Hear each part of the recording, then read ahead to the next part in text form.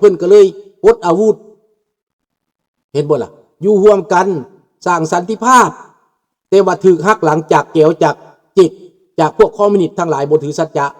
อเมริกาเขาถือสัจจะคันเขาว่าเขาถอนออกเขาก็ถอนออกเขาถือสัจจะแต่ลาวแดงบ่ถือสัจจะพี่น้องบ่ปฏิบัติตามสัญญาจบเนาะบ่แม่นเรื่องความผิดเจ้าชีวิตบ่แม่นเรื่องความผิดผู้นั้นผู้นี้แม่นแก้วปลอมเป็นลาวนั่นแหละกะบักคำไตนั่นเด้ซั่นบักนูหักนั่นเด้ซั่นบักสมานวิยากีดเด้ซั่นแม่นเบิดแหละบักไก่สอนเด้ซั่นแม่นเบิดมีแต่แก้วเบิดบ่แม่นลาวอันนี้สาเหตุมันลูกหลานเนาะและทุกวันนี้คันพวกเจ้าอยากปลดปล่อยให้แก้วพวกนี้หนีออกไปให้ลาวปกครองลาวลาวอยู่นอกก็เป็นลาวลาวอยู่ในก็เป็นลาวในเมื่อคอมมิวนิสต์ในยุโรปล่มลงไปคอมมิวนิสต์ในเอเชียเริ่มจ่อยลงไปจีนก็เปลี่ยนไปรัสเซียก็เปลี่ยนไปนี่ปัจจุบันนี้เหลือเป็นคอมมิวนิสต์แท้ๆน่ะมีแต่เกาหลีเหนือคิวบาลาวเวียดนามเมื่อเท่านั้นแหละเนาะแล้วคู่มือนี่มันสิเอาประเทศลาวได้บ่ลุงอ้าวก็ขึ้นอยู่กับพวกเจ้าแล้วก็อยากได้ก็เอาบ่อยากได้ก็บ่เอาแหละขึ้นอยู่กับพวกเจ้าที่เกิดอยู่ในการปกครองพวกเจ้าอยากอยู่แบบนี้ก็อยู่ต่อไปมีความสุขแบบนี้ก็อยู่ต่อไปบ่ได้ว่าหยังคันพวกเจ้ายังบ่เชื่อตัวเองว่าเปลี่ยนได้มันเปลี่ยนเริ่มต้นจากตัวเองความเชื่อก็จากตัวเองการกระทำก็จากตัวเองถ้าตัวเองบ่เชื่อแล้วก็บ่มีไผเชื่อต้องแม่นตัวเองเชื่อต้องแม่นตัวเองกล้าทุกสิ่งทุกอย่างต้องเริ่มจากตัวเองเนาะขอไว้เท่านี้จบไว้เท่านี้เนาะตอบให้เท่านี้ขอเข้าได้ประเด็นต่อไปยุโรปเอาท่าที่สวนทางอเมริกามันเว้าบ่ได้เด้อลุงก็ยังว่าบ่ได้ให้เว้าร้อยเถื่อพันเถื่อก็ยังว่าบ่ได้ให้เว้ายังว่าบ่ได้บอกให้พวกเจ้าเว้าให้พวกเจ้ากระซิบบอกกันและตัวเองเริ่มต้นบ่เอาผู้นั้นก็บ่เอาผู้นี้ก็บ่เอานั่นแหละคือการปฏิวัติเงียบนะพวกเจ้าก็ฉลาดแหน่โอ้ยเนาะเว้ากับลูกกับหลานนี่นะขั้นหัวดิกูสบายดีน้องธนาพรในโลกนี่เขาเปลี่ยนก็เริ่มต้นจากตัวเองสิเอาระบอบใดสิเปลี่ยนไปแบบใดก็จากตัวเองทั้งนั้นคันตัวเองบ่ยอมเปลี่ยนก็อยู่แบบนั้นเห็นบ่ล่ะสิยากอีหยังคืออยากหนีไปต่างประเทศก็หนีไปคือลุงนี่นะคันโชคดีก็รอดคันโชคบ่ดีก็ตายลุงก็เสี่ยงสองทางเท่านั้นอยู่ตายหรือตายหนีดาบหน้าตายดาบหน้าลุงตัดสินใจตายดาบหน้าตายลงน้ำของก็ให้มันตายไปซะดีกว่าตายเขาเหยียบย่ำทำลายเห็นบ่ล่ะลุงก็หนียอมหนีแต่สุดท้ายบ่ตายก็คือสำเร็จเห็นบ่ล่ะ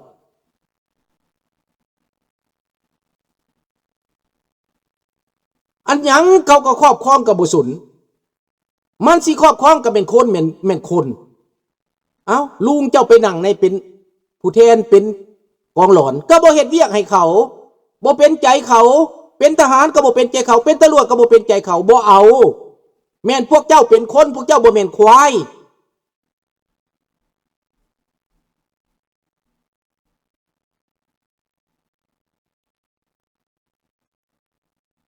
คันเขาประกาศพวกเจ้าแห้งตายแหละ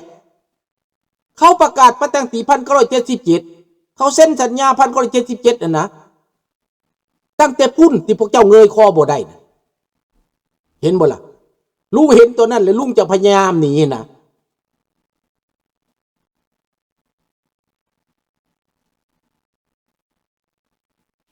79ลุงก็ไปฮู้จักว่าสิเอาลาวไปหลบกับจีนนั่นลุงหนีโลดเนาะเอา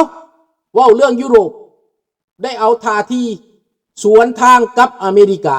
ช่วยยูเครนป้องกันตัวเองได้ให้ได้ในปัจจุบันนี้นายทหารได้บินไปถึงกรุงเคียฟแล้วนายทหารยุโรปนายทหารจากประเทศเยอรมันจากประเทศต่างๆได้เข้าไปในกรุงเคียฟ เพื่อวางแผนป้องกัน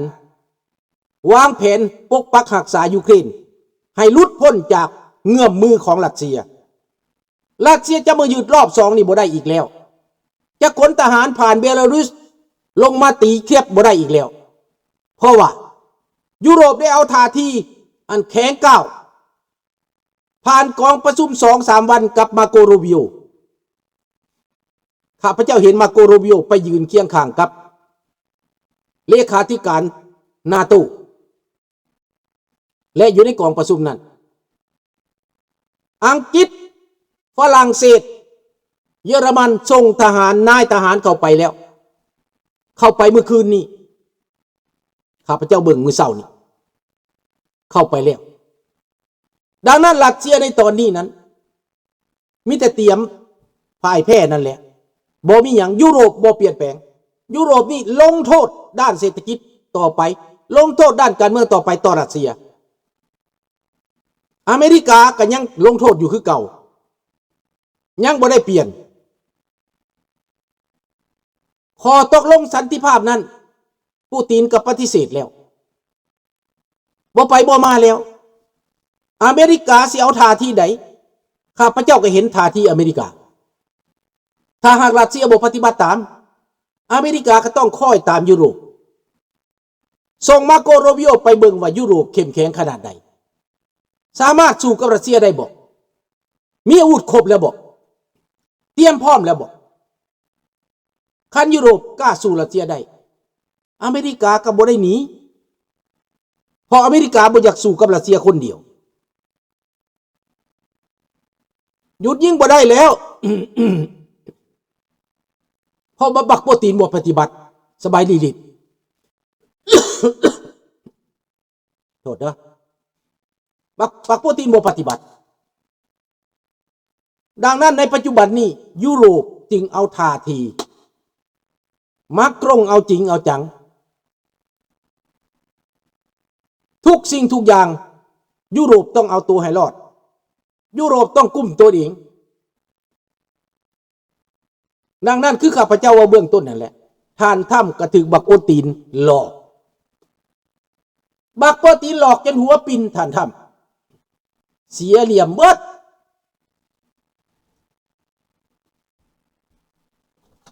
Russia will not give up Ukraine.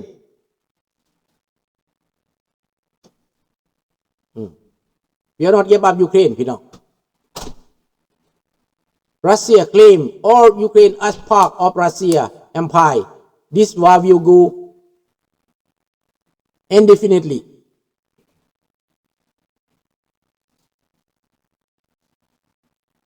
ดังนั้นพี่น้อง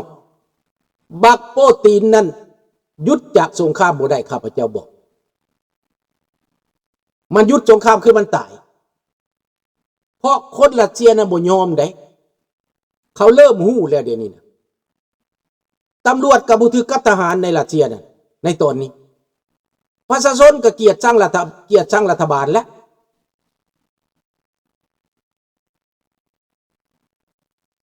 ดังนั้นพี่น้องรัสเซียในตอนนี้มีแต่ลุยหนาตายดาบหนาส่งไปตายดาบหนาในเขตเคอร์เซนทหารบ่มีอาหารกินยอมจำนนเขาจับได้หน้าซอมซอมอมแมมพี่น้องปรากฏว่าบ่ได้อาบน้ำเป็นเดือนแล้วเหม็นทหารรัสเซียจะเหม็นพี่น้องเหม็นปันควายตายห่าเขาบ่ได้กินน้ำบ่ได้กินส่งมาบ่ได้ยูเครนส่งโดรนไปดักสกัดทางเบิดเอาเรือไปส่งยูเครนก็เอาโดรนไปยิงเอารถไปส่งยูเครนก็เอารถไปยิงจนได้เอามาเอาล้อแก่ไปก็ยังถูกยิงอยู่คือเก่า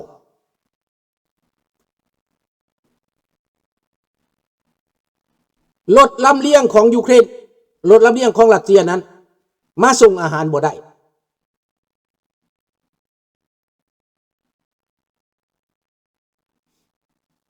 มาส่งอาหารบ่ได้ในเมื่อบ่ได้กินอาหารทหารก็บ่มีใจหลบมีแต่คดอยู่ในบ่อนคุมบังเกอร์สุดท้ายยูเครนก็ส่งโดรนเข้าไปจัดการสุดท้ายยูเครนก็เข้าไปจับเอา เป็นแบบนั้นอยู่ต่อเนื่องหลายบ่อนหลายแห่งเป็นแนวนั้นทหารรัสเซียน่ะมันไปบ่รอดแล้วขนาดบ่ทันได้ลบกับอเมริกาขนาดบ่ทันได้ลบกับยุโรปลบกับยูเครนก็ยังบ่ไหวแล้วยูเครนหยุดชั่วคราวที่ว่าหยุดเพราะว่ายังฟังความอเมริกาอยู่รอท่าสันติภาพรอท่าความสงบสุขความการสงบศึกแต่ว่ารัสเซียบ่หยุดต้องถล่มไปตลอดดังนั้นยูเครนก็ต้องตอบโต้แล้วยูเครนได้อย่างมาได้อาวุธที่ทันสมัยได้มิก29ติดอาวุธบินเข้าไปถล่มได้ไปถล่มหยังไปถล่มเรดาร์ของรัสเซียบอนใดมีเรดาร์ไปจัดการมันปิดหูปิดตามันเรดาร์คือหูคือตาเห็นบ่ล่ะจัดการโดรนด้วยทางโดรนจัดการท่อง F16 จัดการทางมิก29ที่ยูเครนมีที่นาโตและยุโรปประกอบอาวุธให้นั่นมันเกิดมาเกิดผลยูเครนใช้โดรนได้คุณภาพได้สมรรถภาพยูเครนสร้างขึ้นมาเท่าใดเฮ็ดขึ้นมาเท่าใดใช้ได้ผลเบิดและเป็นประโยชน์ต่อการทำสงครามในแนวหน้ายูเครนเป็นประเทศที่ว่ามีประสบการณ์ผ่าน3 ปีอันนี้สงครามยุคใหม่นี่แม่นยูเครนเป็นผู้ประสบการณ์กว่าหมู่หมดในโลกนี้เพราะว่าประเทศยูเครนบ่แม่นสู้กับเด็กน้อยบ่แม่นลิ้นเฮือนน้อยบ่แม่นสู้กับประเทศที่ว่าบ่อ่อนสู้กับมหาอำนาจอันดับ2ของโลกหยุดอยู่ได้จนมหาอำนาจอันดับ2ของโลกไปขอทหารเชเชนไปขอทหารกาซัคสถานไปขอทหารเกาหลีเหนือหมดแล้วแต่ยูเครนยังยืนหยัดอยู่ได้ยุโรปบ่ถอยสุดท้ายมาโกโรบิโอไปประชุมมาโกโรบิโอได้ประเมินเบิ่งแล้วว่ายุโรปกุมตัวเองได้แล้วเข้มแข็งได้แล้วอเมริกาเขาก็อยู่หันเขาบ่ไปใส่หมายคือว่าแผนการตะถ้ำแผนการมาโกโรบิโอแผนการเจดีเวนนี้ก็สุดยอดเหมือนกันเด้เพื่อให้ยุโรปนั่นตื่นตัวคันที่ไปบังคับไปสั่งซื่อๆคือสมัยก่อนไปบอกเพิ่มงบประมาณ 2% แม้มันก็บ่พอ